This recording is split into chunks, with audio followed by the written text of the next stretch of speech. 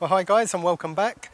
Earlier on today we did a video on the front wheel bearing and hub, and while we was at it we noticed that one of the track rod ends or tie rod ends had broken the seal.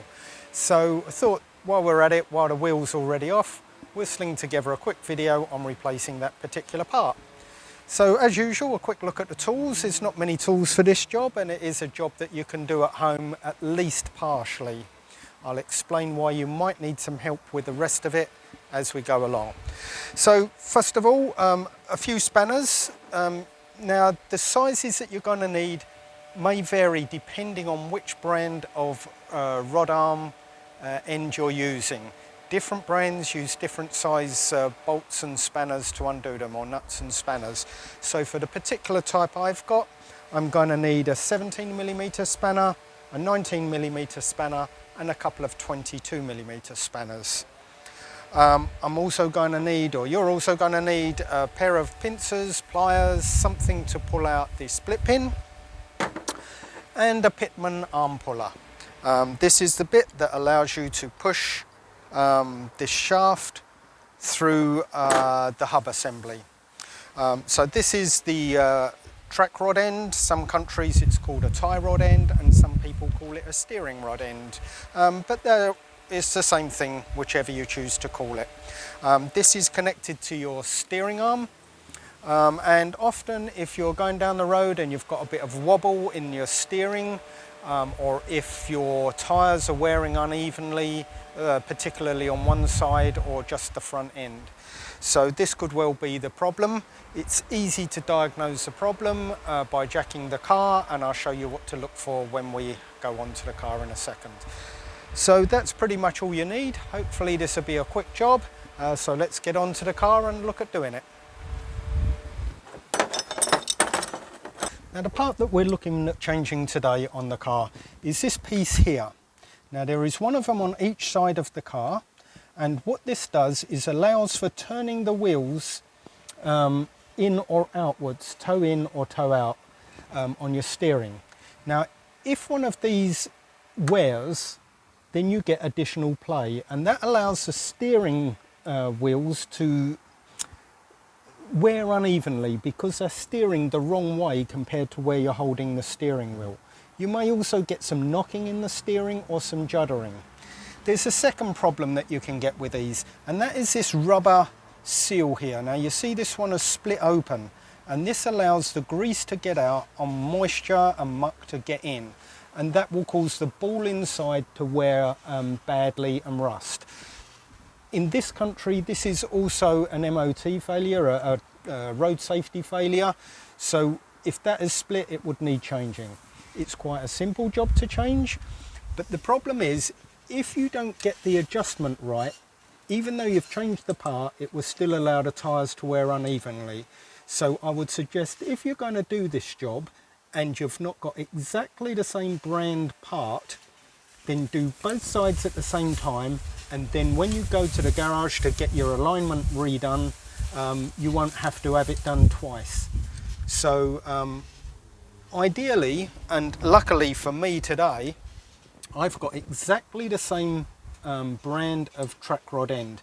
That means I won't need to do any adjustments. I can take one off and put one back on in its place. With some brands, this section here might be slightly longer or shorter, and that means that this nut would have to be adjusted to compensate for the difference in length. Now as I say, because this one's exactly the same, I can do a straight one-for-one swap without any adjustment. If it was a different length, the length would be measured from the centre here to this point here. If your replacement one is 5mm longer, you would have to adjust this nut 5mm back and then tighten your arm on to meet that nut. But I don't need to do that today. Let's look first of all at getting the old one off. There's a couple of things we need to do. First of all, pull out the split pin.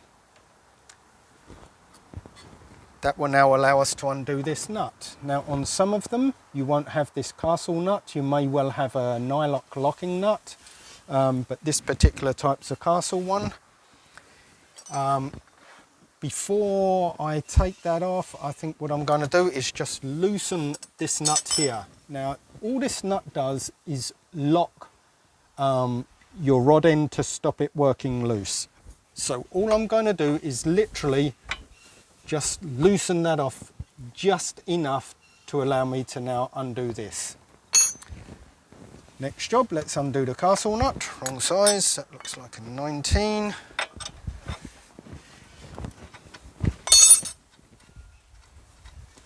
I did have this off earlier, so it's all coming apart quite easily.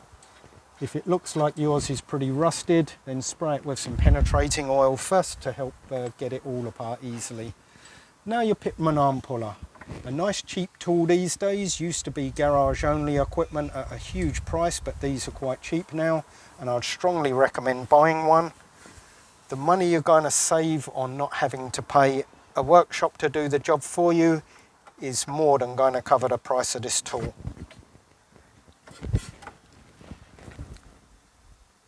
Let's undo that a bit more. So it slides underneath that arm there and onto the nut on top. Once it's on the nut on top, you can do that up. That's what I've got this for. And as you do that up, it's slipping off slightly.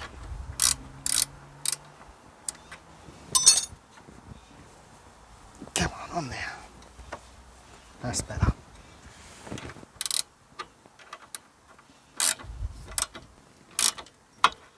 That pops that out there. Now, as I said on the last video, just in case you haven't seen that one, some people have suggested that you can smack that with a hammer to get it through. Yes, you can. I don't recommend it while the tool to do the job properly is so cheap, purely because you risk damaging the head of the bolt should you want to get it back in. It's just not professional if you can avoid it. So for the sake of a $15, £10 part tool, you may as well get the right tool. So you can see this one is well and truly shot. If the ball inside was bad as well, you would be able to feel play in there. This one doesn't have any play, so really it's a shame that this needs to be replaced just because the rubber seal's gone. But that's the way the rules are in this country, so we'll better do that. Now, because we've loosened the locking nut, we can now unscrew this.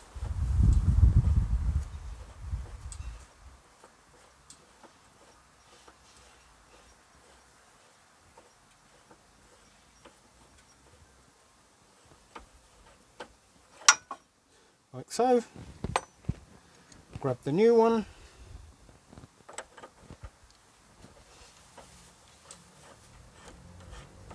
There's lots of different brands making these now, so it's worth shopping around, see if you can get exactly the same brand, and then you won't have to do any adjustments after. So there we go.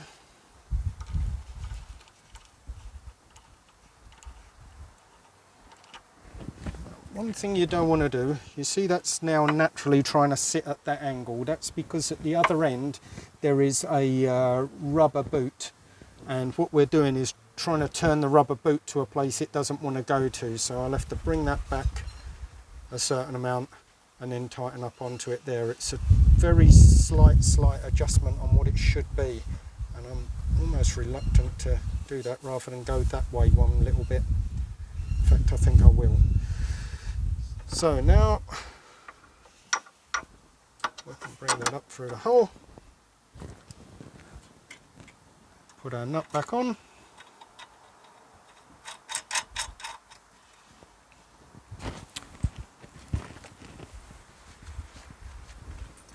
we'll tighten that up nice and tight.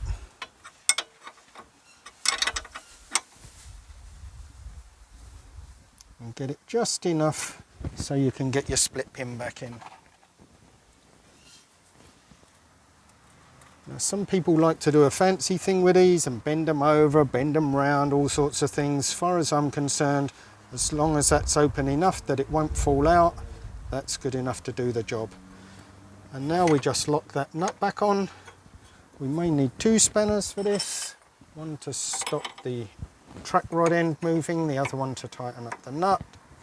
Do that up nice and tight so it doesn't come loose. And the job's done. How quick is that? And I can't imagine what they'll charge you in the garage for that job, but it really is a quick DIY job. To do it yourself at home will cost you no more than £20 should do it, plus the price of the tools. So I hope this has been of use to you. Hope it saves you some money and that you've learnt something today. And thanks for watching. Don't forget to check out the forum that I have, and subscribe to the YouTube channel for plenty more videos that I do all the time, and I look forward to catching you on the next one. Thanks a lot. Bye bye.